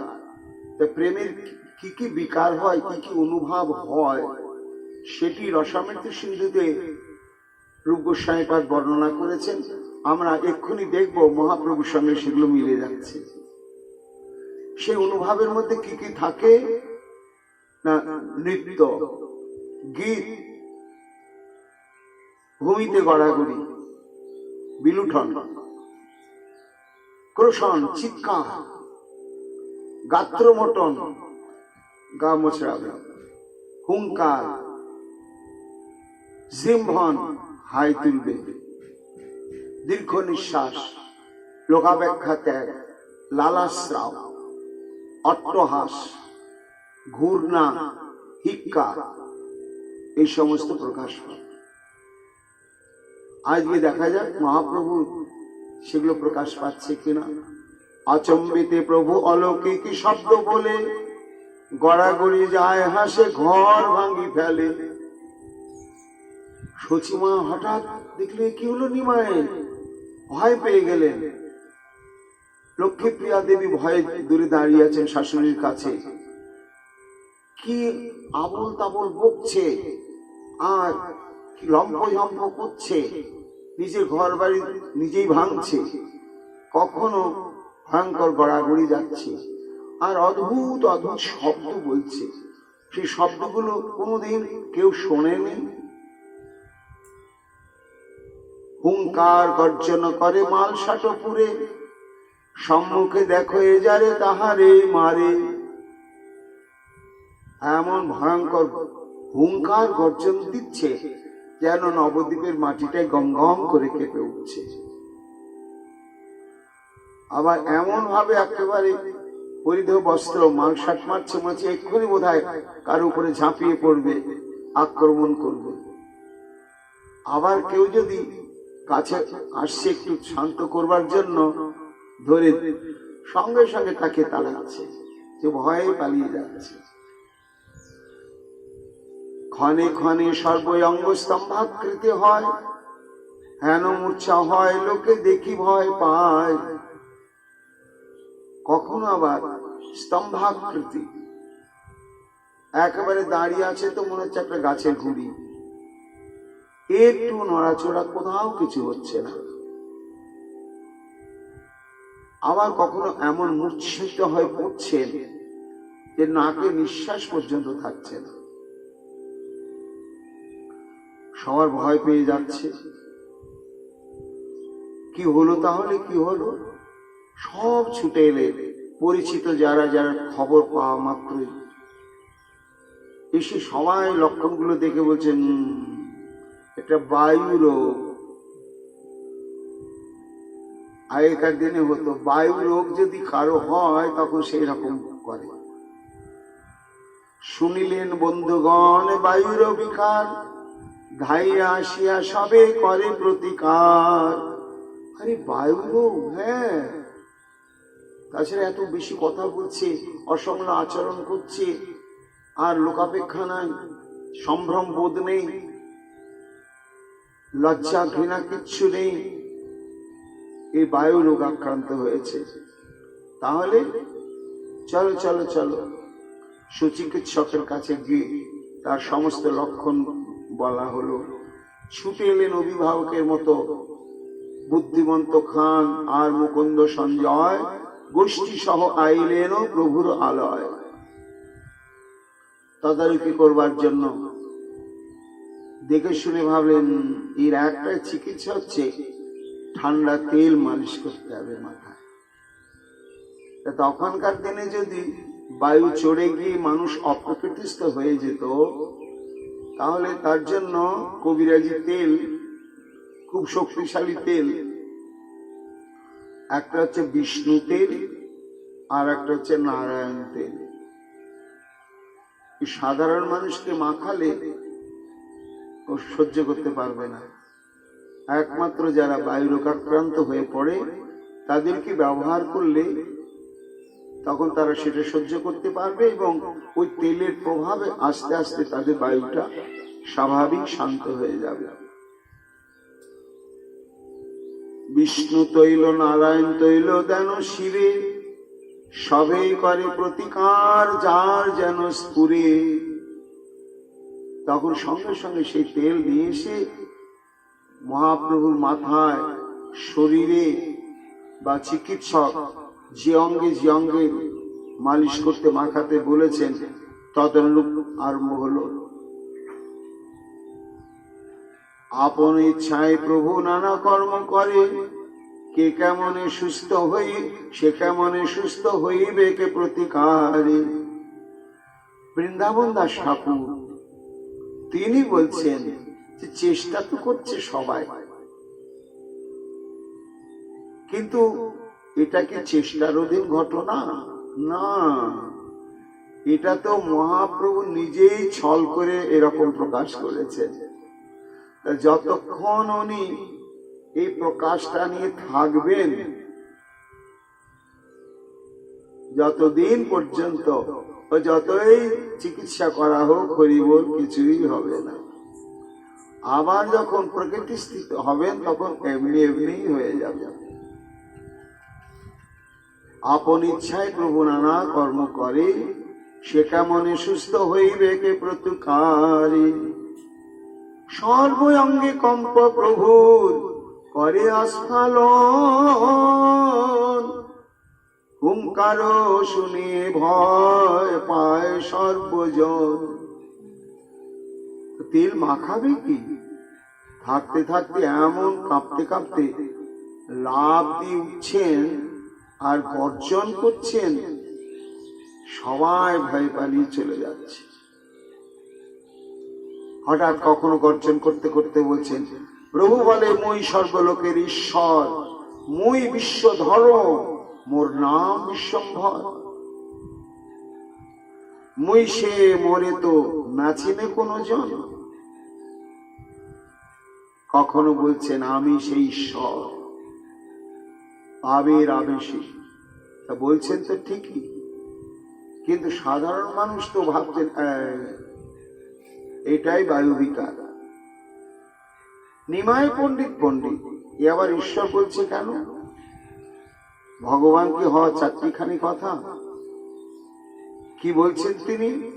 না, মুই বিশ্বধর, মোর নাম বিশ্বম্ভর। ও, তোমার সন্দেহ করছে আমি ঈশ্বর নয়? তাহলে আমার নাম যে রেখেছে বিশ্বম্ভর, নীলাম্বর চক্রবর্তী শচী দেবীর পিতা নামকরণ করলেন শচী।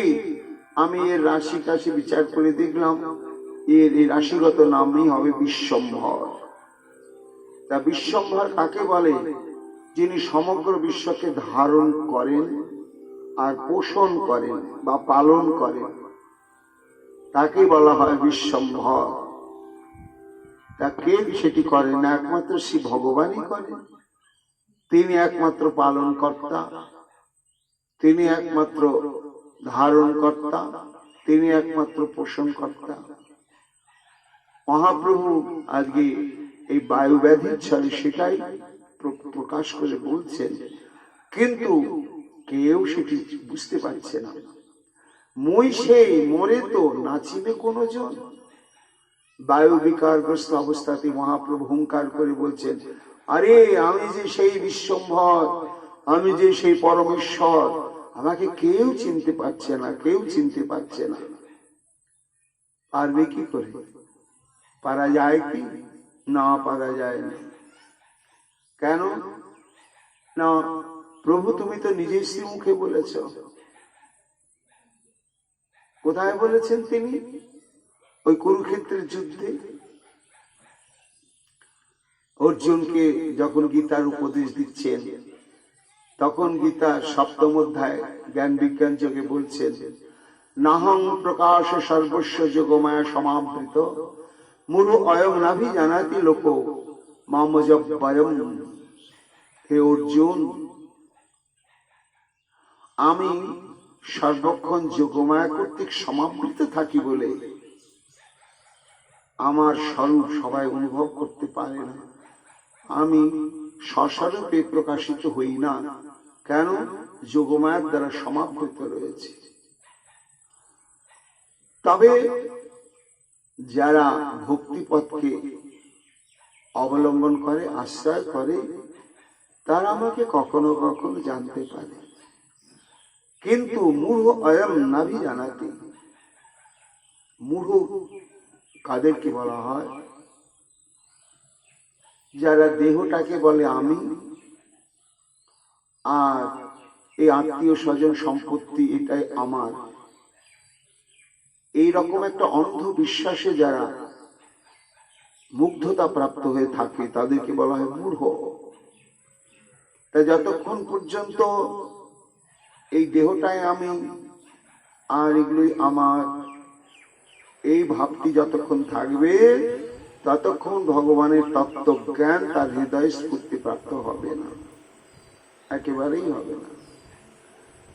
এই আমি এবং আমার এটা থেকে সরে যেতে যেতে যেতে যেতে এক সময় যখন অনুভব হবে যে আমিও কৃষ্ণের আর জগৎ কৃষ্ণের, আমি কারো নয়, কেউ আমার নয়, একমাত্র আমি কৃষ্ণের আর কৃষ্ণ আমার,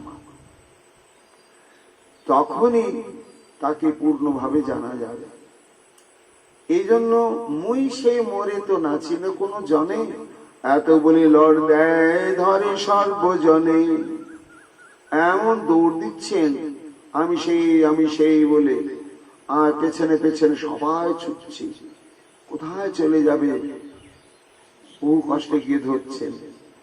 আপনা প্রকাশ প্রভু করে বায়ু ছলে, তথাপি না বুঝে কেহ তান মায়া বলে। তিনি যদি কৃপা করে না জানেন, কি জানবেন? কেহ বলে হইল দানব অধিষ্ঠান। সচি এই লক্ষণ ভালো নয়, কোন দানব ভর করেছে, এত সুন্দর চেহারা দেখে ভর করেছে, আর তাই এরকম হচ্ছে। যতক্ষণ সে দানবটা শরীর থেকে ছাড়ানো না যাবে প্রতিষ্ঠিত হবে না। কেহ বলে হেন বুঝি ডাকিনীর কাম। কি বলছে? আর ডাকিনীর দৃষ্টি পড়েছে, সেই জন্য তো ছেলেটা এরকম হয়ে গেল সচি। কেহ বলে সদায় করেন বাক্য ব্যয়, অতএব হইল বায়ু জানিব নিশ্চয়। আবার কেউ বিজ্ঞ ব্যক্তি বলে না না না, ওকে ডাকিনী তো ধরতে পারবে না, আর ব্রহ্মদত্ত ধরতে পারবে না, দানব ধরতে পারবে না। আরে এটা একটা ব্যারাম, শরীর থাকবে, আর শরীর থাকলে ব্যাধি হবেই হবে। তাই এটা হচ্ছে বায়ু রোগ। আমাদের শরীরে বায়ু, পিত্ত আর কফ, এই তিনটি মৌলিক ধাতু রয়েছে। এর মধ্যে যখন ভারসাম্য রক্ষা হয় তখন একটা মানুষ সুস্থ থাকে। আর এই বায়ু, পিত্ত, কফের যখন ভারসাম্য নষ্ট হয় তখনই মানুষ অসুস্থ হয়ে পড়ে, ব্যাধিতে আক্রান্ত হয়ে পড়ে। তার মধ্যে যদি বায়ু আধিক্য ঘটে তখনই এরকম তার দশায় ঘুমাতে পারে না, উল্টা পাল্টা প্রলাপ বকবে, লজ্জা সম্ভ্রম বোধ থাকবে না, চেনা মানুষকে চিনতে পারবে না, চিৎকার করবে, কাঁদবে, হাসবে, গড়াগড়ি যাবে, এইরকম করবে। এটা হচ্ছে বায়ু রোগের লক্ষণ। তাই ও ভূত বৃত্তি কিছুতেই ধরেনি। এই মতো সর্বজনে করেন বিচার, বিষ্ণু মায়া মোহে তত্ত্ব না জানিয়া তার। বহুবিধ পাক তৈল সবে দেন শিরে, তৈল দ্রোণে থুই তৈল দেন কলে বরে। নানা রকম সমস্ত কবিরাজি তেল আনা হয়েছে। একজন কবিরাজ বলছে এইরকম তেল মাখালে হবে না, তাহলে আরে আমার জানা আছে, তার জন্য আমি তো বহুকালে আমাদের বংশানুক্রমিক ভাবে কবিরাজি, তো হঠাৎ হঠাৎ কখনো এইরকম বায়ু রোগাক্রান্ত রোগী পাওয়া যায়। তার জন্য আমাদের বাপ ঠাকুর একটা ব্যবস্থায় করে রেখেছে ঘরে, কি না কাঠের তৈরি বিরাট একটা পাত্র, পারকোষ যাকে বলে, এখন প্রচলিত নেই। আগেকার দিন আমাদের দেখেছি বাড়িতে সব থাকতো কাঠের থালার মতো, তারপরে বড় গামলার মতো কাঠে, তো সেটাকে দ্রোণ বলা হয়। বলে ওই ওর মধ্যে কবিরাজি পাক তেল ওর মধ্যে রেখে ওই রুগীকে তার মধ্যেই বসিয়ে দিতে হবে, দিয়ে খুব করে তেল মাখাতে হবে, তাহলে এই বায়ু ব্যাধি প্রশমন হবে। তাই সঙ্গে সঙ্গে তাই ব্যবস্থা হলো। তৈল দ্রোণে থুই তৈল দেন কলে বলে, তখন বিশাল কাষ্ঠ নির্মিত তৈলাধার তার মধ্যে মহাপ্রভুকে বসিয়ে দিয়েছে, দিয়ে সব তেল মাখাচ্ছে, কি করছে। তৈলদ্রণে ভাসে প্রভু হাসে খল খল, সত্য যেন মহাবায়ু করিয়াছে বল। তার মধ্যে বসে এমন হো হো হো হো করে হাসছেন, সত্যি দেখে মনে হচ্ছে কঠিন বায়ু রক্ত। বৃন্দাবন দাস ঠাকুর বলছেন যে সত্য যেন যেন, অর্থাৎ মনে হচ্ছে সত্যি সত্যি বায়ু, আসলে সত্যি নয়। এটা দৈবক্রমে ওই যে বলেছেন এমন বৈষ্ণব হব একদিন, এইবার ধীরে ধীরে সেই কৃষ্ণের চিন্তা অন্তরে এসেছে এবং দৈবক্রমেতেই সেই প্রেম বিকার উপস্থিত হয়েছে। তার জন্য প্রভুর অবস্থা এই মতো আপন ইচ্ছায় লীলা করি, স্বাভাবিক হইলা প্রভু বায়ু করি হরি।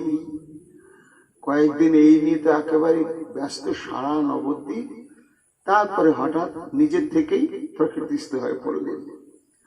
যে প্রকৃতিস্থ হয়ে পড়লেন, সর্বক্ষণে উঠিল আনন্দ হরির ধ্বনি, কিবা তারে বস্ত্র দেয় হেন নাহি যায় না। আরে নিমাই পণ্ডিত সুস্থ হয়ে গেছে, নিমাই পণ্ডিত সুস্থ হয়ে গেছে, তাই তাই তাই সবাই তখন দান ধ্যান নিয়ে এসে উপস্থিত হচ্ছে।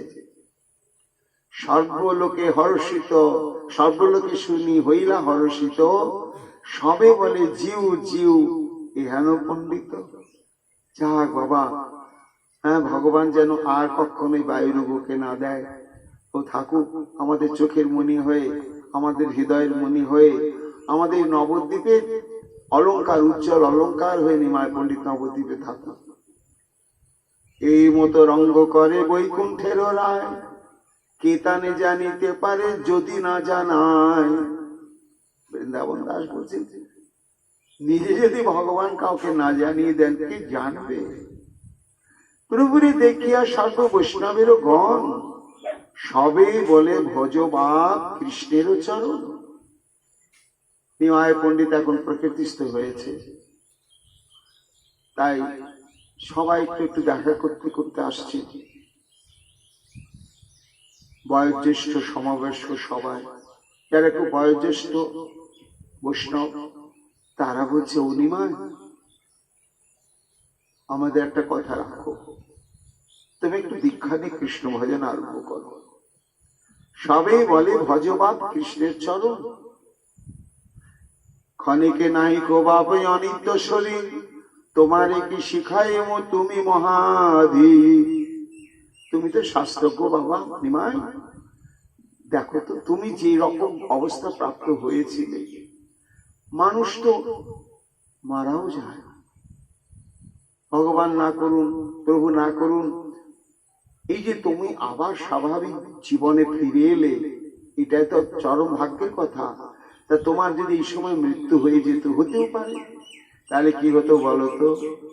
না, কৃষ্ণ ভজন শূন্য মৃত্যুটাই তোমার জীবনটাকে ব্যর্থ করে দিত। আর এই মৃত্যু কার জীবনে কখন আসবে কেউ জানে না।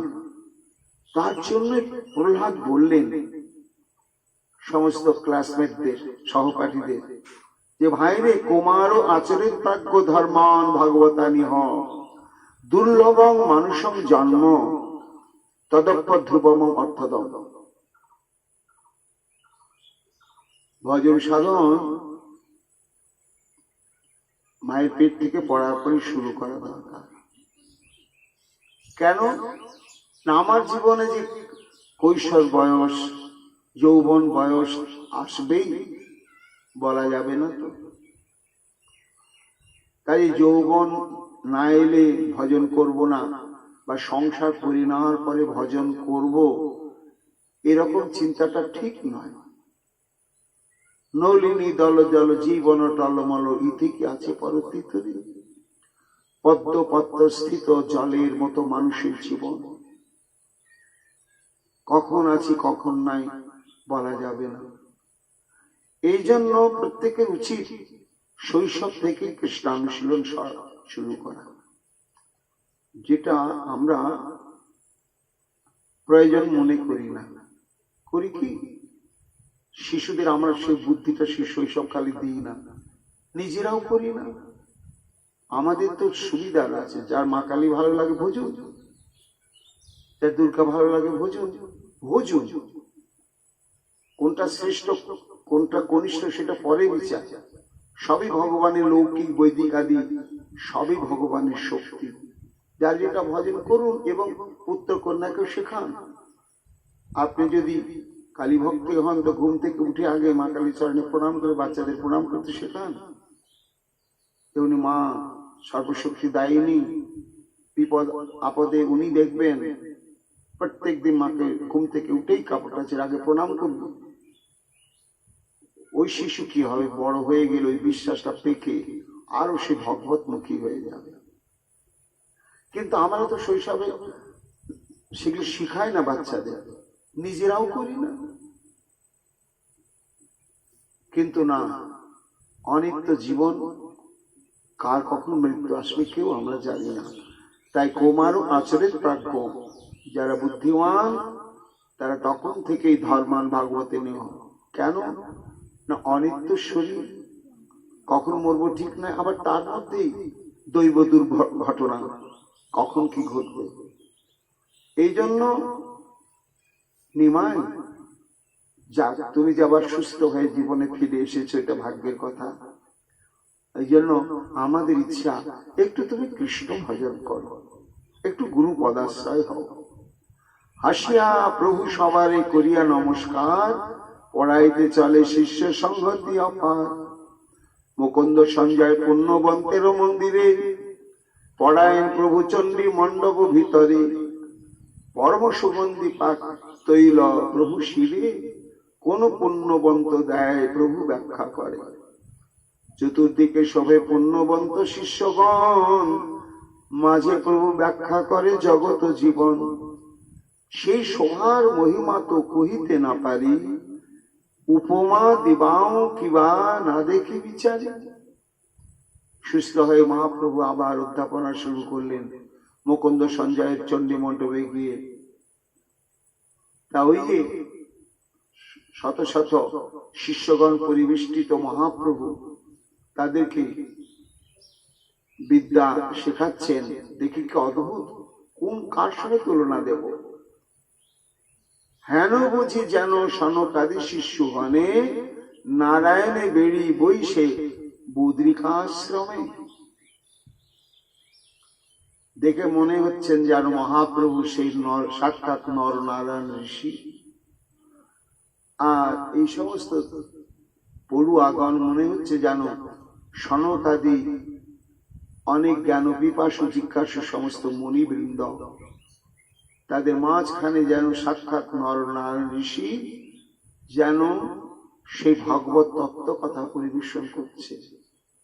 এই নরনারায়ণ ঋষিকে না, ভগবানের 24টি অবতারের মধ্যে ইনি হচ্ছেন চতুর্থতম, 4 নম্বর অবতার। এ হচ্ছে ব্রহ্মাপুত্র প্রজাপতি ধর্মের ঔরসে, প্রজাপতি দক্ষের কন্যা মূর্তি। এই মূর্তির গর্ভে এরা জন্মগ্রহণ করেন নর এবং নারায়ণ। দুজন, শুধু শরীরটা আলাদা, কিন্তু একই তত্ত্ব, একই ভাব, একই স্বভাব, সব এক। এবং এরা সবসময় বদ্রীনারায়ণে তারা অবস্থান করেন, আর সেখানে এই ভাগবতী কথাই তারা বিস্তার করেন। তা মুকুন্দ সঞ্জয়ের সেই চণ্ডী মণ্ডপে মহাপ্রভুকে দেখে ঠিক তেমনি মনে হচ্ছে। তা সবাই লইয়া যেন প্রভু সে পড়ায়, হেন বুঝি সেই লীলা করে গৌর রায়। সেই বদ্রিকাশ্রমবাসী নারায়ণ নিশ্চয় জানিও এই শচির নন্দন, অতএব শিষ্য সঙ্গে সেই লীলা করে, বিদ্যারসে বৈকুণ্ঠের নায়ক কবি হরে। পড়া হইলে প্রভু পড়াইয়া প্রভু দুই প্রহর হইলে, তবে শিষ্যগণে লইয়া গঙ্গা স্নানে চলে। গঙ্গা জলে বিহার করিয়া কতক্ষণ, গৃহে আসে করে প্রভু শ্রী বিষ্ণু পূজন। তুলসীরে জল দিয়া প্রদক্ষিণ করি, ভোজনে বসে গিয়া বলি হরি হরি। লক্ষ্মী দেন অন্ন খান বৈকুণ্ঠের পতি, নয়ন ভরিয়া দেখে আয় পুণ্যবতী। ভোজন অন্তরে করি তাম্বুল চর্পণ, শয়ন করেন লক্ষ্মী সেবেন চরণ। কতক্ষণ যোগ নিদ্রা প্রতি দৃষ্টি দিয়া, পুনঃ প্রভু চলিলেন পুস্তক লইয়া। নগরে আসিয়া করে বিবিধ বিলাস, সবার সহিত করে হাসিয়া সম্ভাস। যদ্যপি প্রভুর কেউ তত্ত্ব নাহি জানে, তথাপি সাধ্যস করে দেখে সর্বজনে। বৃন্দাবন দাস ঠাকুর বলছেন, আবার স্বাভাবিক মহাপ্রভুর যে দৈনন্দিন যে জীবনের নিয়ম, সেটি আবার চলতে লাগলো। তো মহাপ্রভুকে দেখার সঙ্গে সঙ্গে কি সমবয়স্ক, বয়কনিষ্ঠ, বয়োজ্যেষ্ঠ যেই হোক না কেন, মূর্খ পণ্ডিত, ধনী নির্ধন যেই হোক না কেন, মহাপ্রভুকে দেখার সঙ্গে সঙ্গে সম্ভ্রম প্রকাশ না করে কেউ থাকতে পারেন না। এটি হচ্ছে মহাপ্রভুর একটি সহসঞ্জাত বৈশিষ্ট্য বা গুণ। এর পরবর্তীতে আবার মহাপ্রভু কোন লীলা প্রকাশ করবেন, আগামীকাল আমরা তার শ্রবণ কীর্তন করব। এখনকার মতো আমাদের শ্রী চৈতন্য ভাগবত প্রসঙ্গে এখানে বিশ্রাম লাভ করছে। নিতাই গৌর হরি বল, নিতাই গৌর হরি বল। নরহরি প্রাণ গোরা গৌরাঙ্গ হে, গোরা গোরা গোরা গোরা গৌরাঙ্গ হে। হা গোরা প্রাণ গোরা গৌরাঙ্গ হে, গোরা গোরা গোরা গোরা গৌরাঙ্গ হে। হা গোরা প্রাণ গোরা, হা গোরা প্রাণ গোরা।